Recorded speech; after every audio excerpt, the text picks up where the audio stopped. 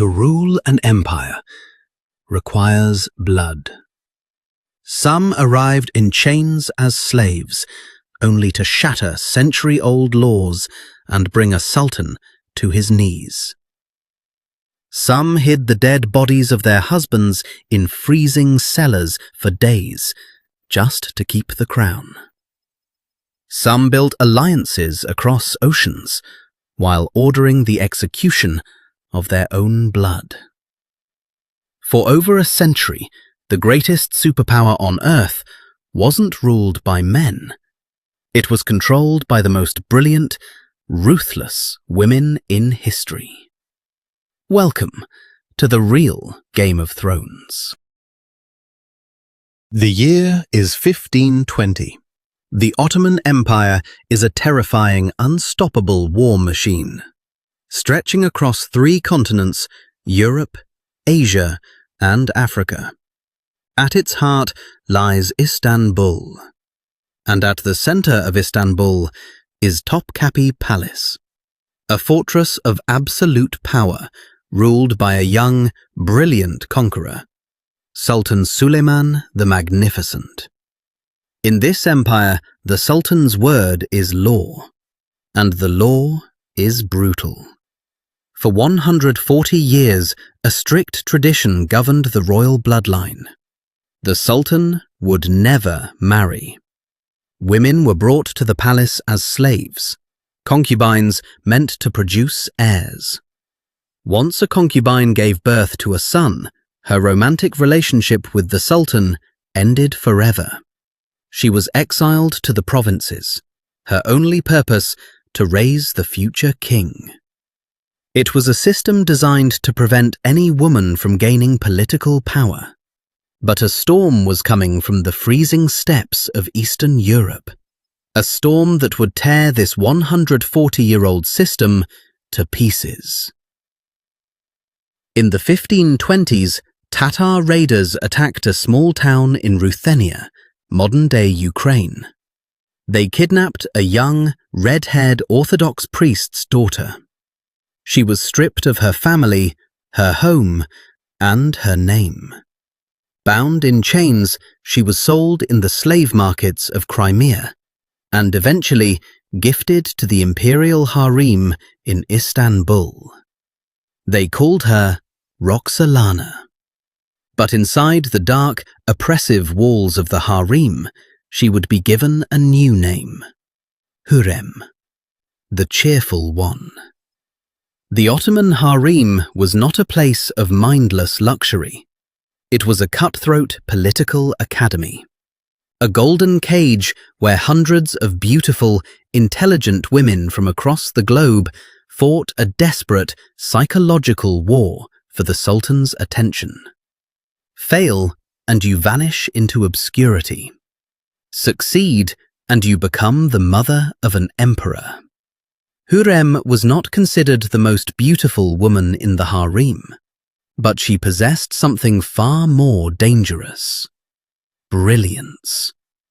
She learned the Ottoman language, she studied poetry, politics, and religion. And most importantly, she learned how to make the most powerful man on earth laugh. When Suleiman and Hürrem locked eyes, the history of the world changed. The Sultan became completely obsessed. He wrote her passionate poetry under the pen name Mihrimah, declaring her his wealth, his love, his very existence. But Hürrem was not satisfied with just being a favorite.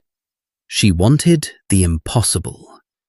She broke the first unbreakable rule. She refused to stop having children. Instead of 1 son, she gave Suleiman 5. She completely monopolized the Sultan's bed, effectively destroying the political power of her greatest rival, Mahidevran.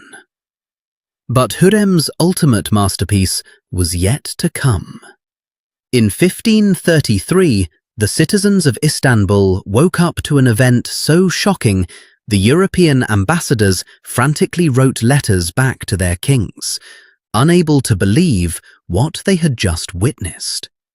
The Sultan of the world had freed his slave, and then he married her. It was a magnificent, unprecedented royal wedding. A slave girl from Ruthenia had shattered 140 years of Ottoman tradition, becoming the first legal queen of the empire. She was given a title created just for her, Safiye Sultan, the chief consort. With a ring on her finger and the Sultan's heart in her hand, Hürrem made her most calculated move. A mysterious fire broke out in the old palace where the women lived. Using the fire as an excuse, Hürrem convinced Suleiman to let her move into Topkapi Palace, the very center of the Ottoman government. For the first time in history, the harem was integrated into the political headquarters. Hürrem was no longer just a wife.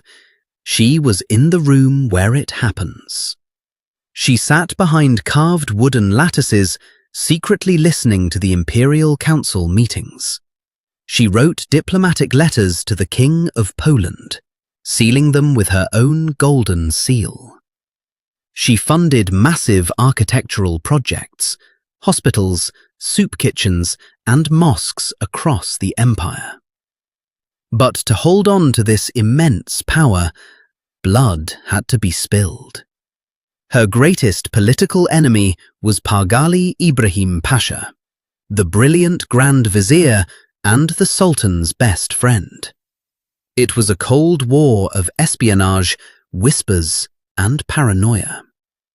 In the end, Hürrem won. In 1536, after dining with the Sultan, Ibrahim Pasha went to sleep in the palace. He never woke up. Deaf-mute executioners strangled him with a silk bowstring in the dead of night. With Ibrahim gone, Hürrem's power became absolute. She had entered the palace in chains. She was now the most powerful woman on earth.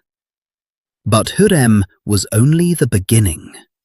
She had opened the door, and the women who came after her would turn this newfound power into an institution of terror and dominance. The reign of women had begun. The year is 1539.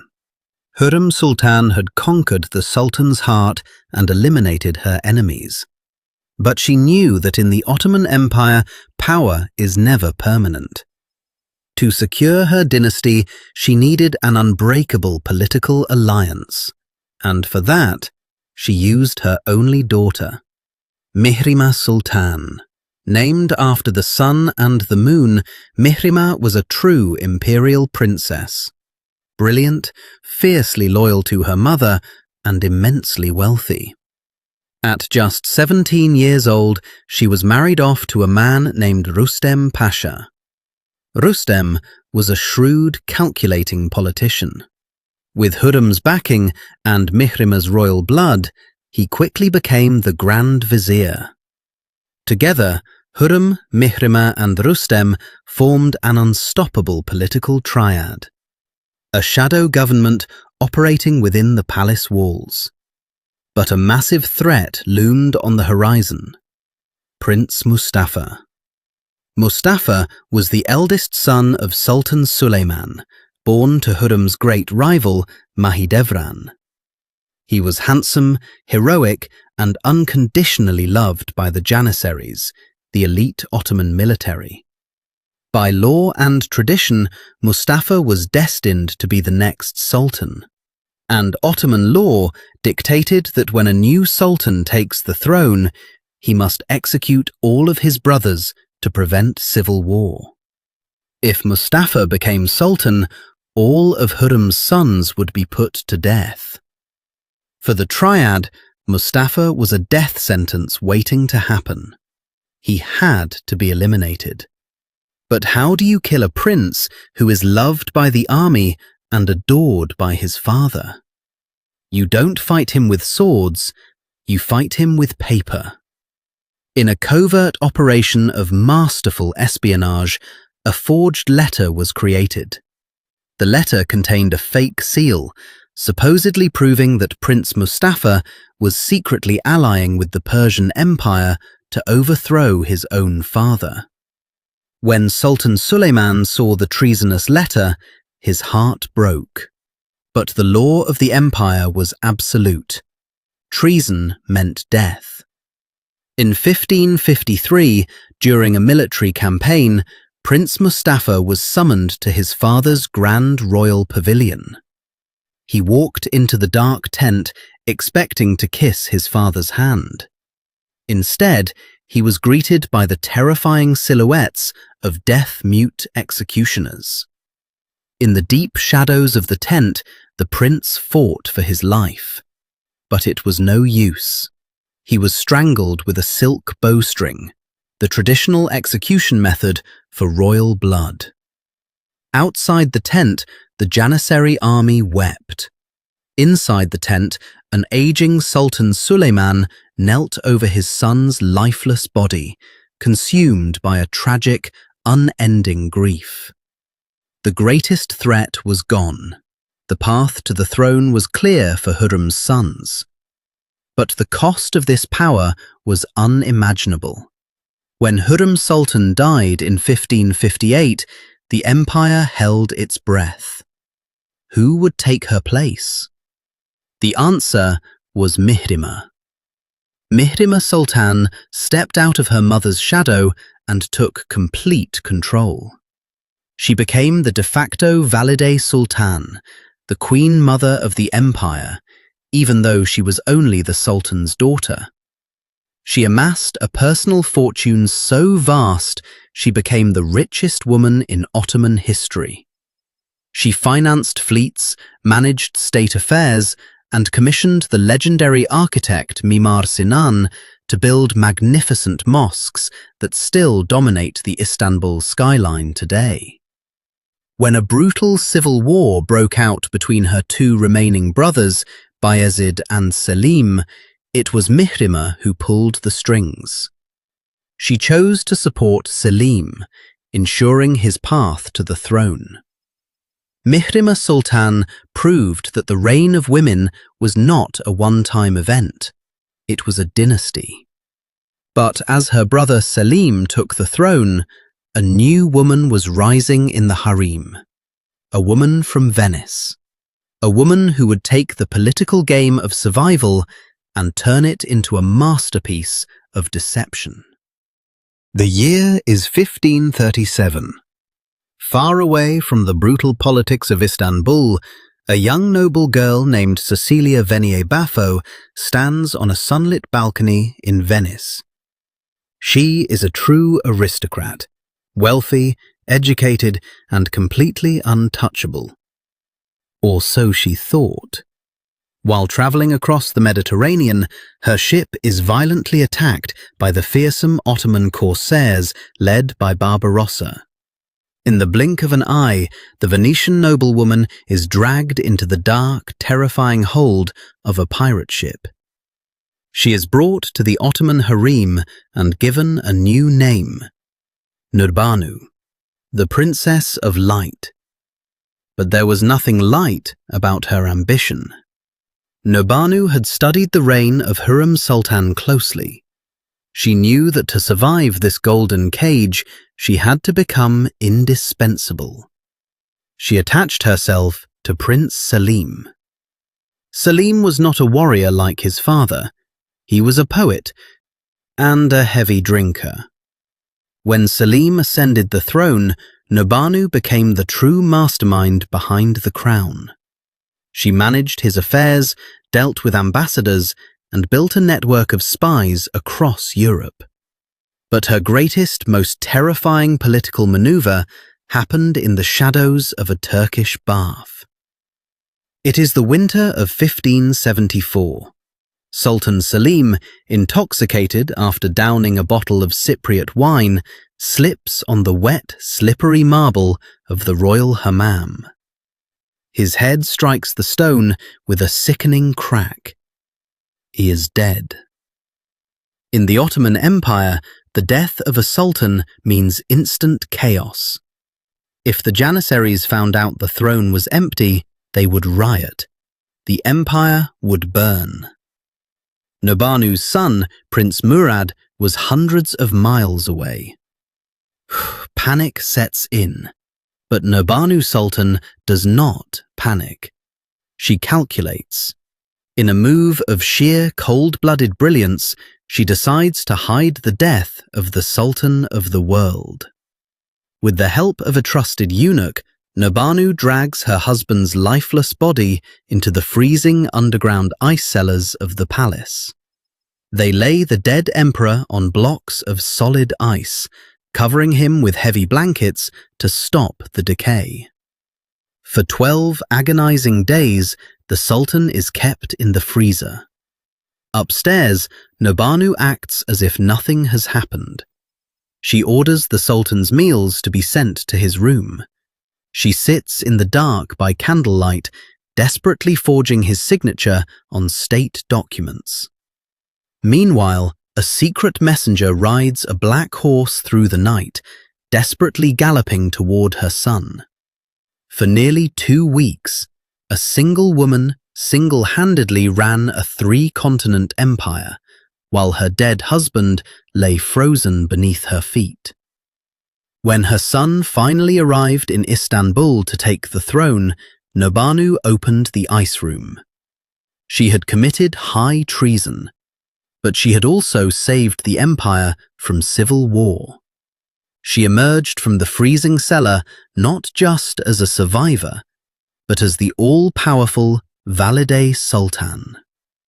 The game had evolved, and the next queen in line would take it even further. Power is a drug, and by the late 16th century, the women of the Ottoman harem were addicted to it. Enter Safiye Sultan. Originally an Albanian girl, Safiye was fiercely intelligent and dangerously ambitious. She had survived the ruthless reign of Nurbanu, and when her time came, she elevated the reign of women to an international level. Safiye didn't just want to rule the harem. She wanted to be recognized by the monarchs of Europe.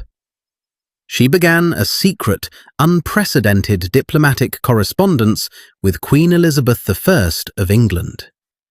2 of the most powerful women in the world, exchanging letters, political favors, and extravagant gifts.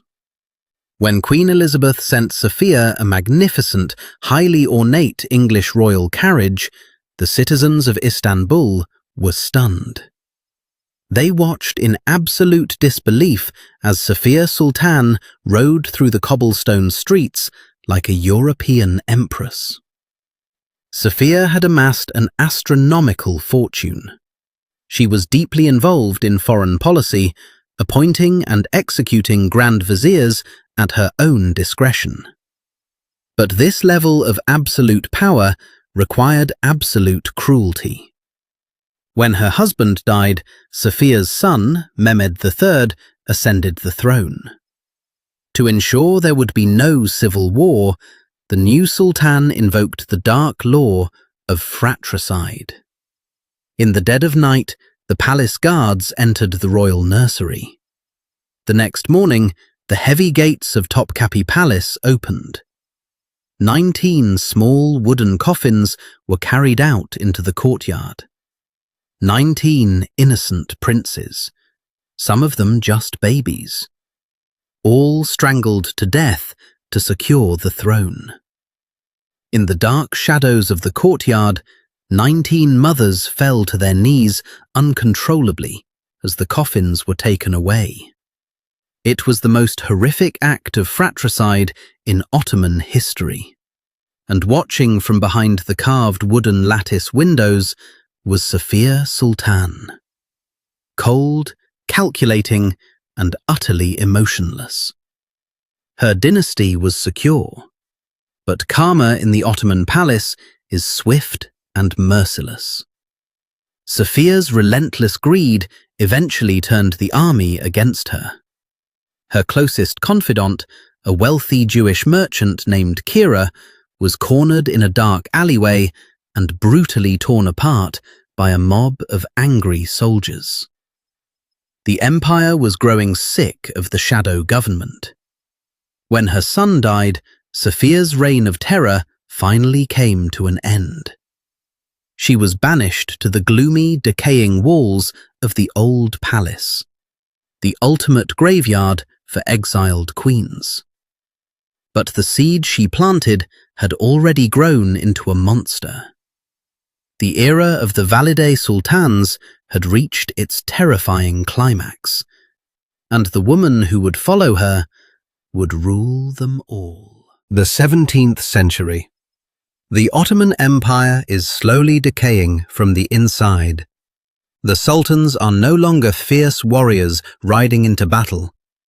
They are prisoners of their own palace, raised in golden cages, paranoid and mentally unstable.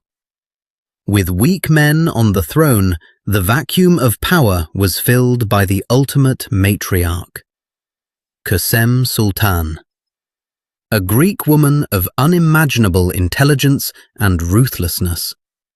She was not just a queen mother. For years, she was the official regent of the empire, the Naibi Sultanate. Because her sons took the throne as terrified little children, their feet dangling off the massive golden throne, Kosem ruled the empire in their name. She sat hidden behind a dark wooden curtain directly behind the sultan's throne, whispering commands into the child's ear.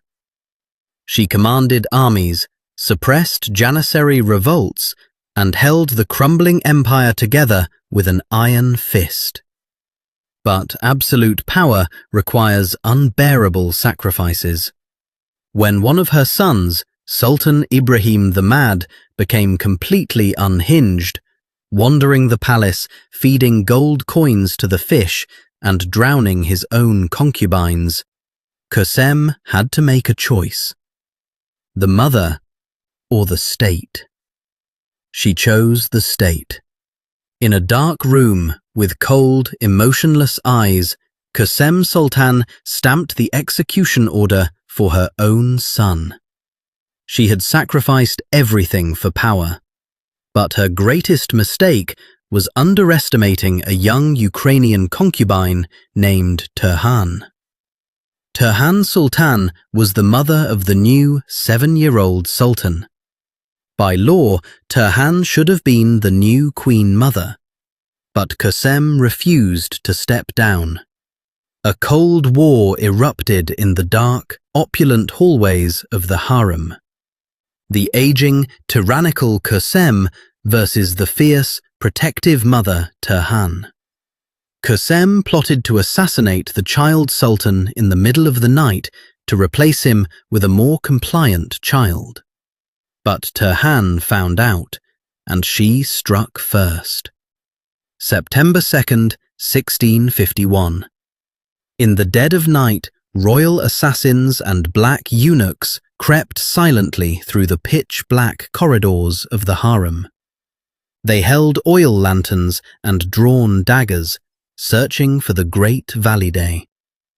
Kosem, hearing the footsteps, panicked. The most powerful woman in the world, reduced to hiding in a dark, dusty wooden wardrobe, her eye desperately peering through a crack. But they found her.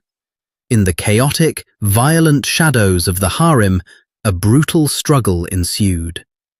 They dragged the elderly queen out of the cabinet. Without a bowstring available, the assassins ripped down the heavy, ornate window curtains and used the velvet ropes to strangle her in the dark. As Kösem Sultan took her last breath on the cold stone floor, an entire era died with her. Turhan Sultan had won. But she realized that the endless bloodshed had nearly destroyed the empire. In an unprecedented move, Turhan willingly handed over her political power to a strong Grand Vizier, effectively ending the matriarchy. The massive, heavy iron gates of the harem slowly slammed shut. The women, for 130 years, they pulled the strings of the most powerful empire on earth. They were not born as queens. They were stolen, sold, enslaved, brought from the dark corners of the world to be nothing more than property. But they didn't just survive, they conquered. Hurrem broke the traditions, bending the laws of a massive empire to the will of a single woman. She proved that the Sultan's heart could be a weapon far more dangerous than any army. Mihrimah built the fortune. As the ultimate imperial princess, she funded wars, controlled the Grand Vizier, and amassed a wealth so vast it could rival the treasuries of Europe. Safiye established the terror. She corresponded with queens across the world, ordered the deaths of viziers, and watched without emotion as 19 royal coffins were carried out of the palace, securing her bloodline in the most horrific way imaginable. And Kosem became the state itself. For decades, she sat behind a carved wooden screen, whispering commands into the ears of child sultans. She was the regent, the puppet master, until she too was consumed by the very darkness she helped create. In a world ruled by men with swords, they ruled with whispers, forged letters, and silk bowstrings. They shattered a 140-year-old tradition. They turned the Ottoman harem from a gilded cage into the absolute center of global politics. This wasn't a fairy tale. It was a brutal, merciless game of survival in the darkest corridors of power. The real Game of Thrones wasn't played with dragons. It was played by the women of the Ottoman harem.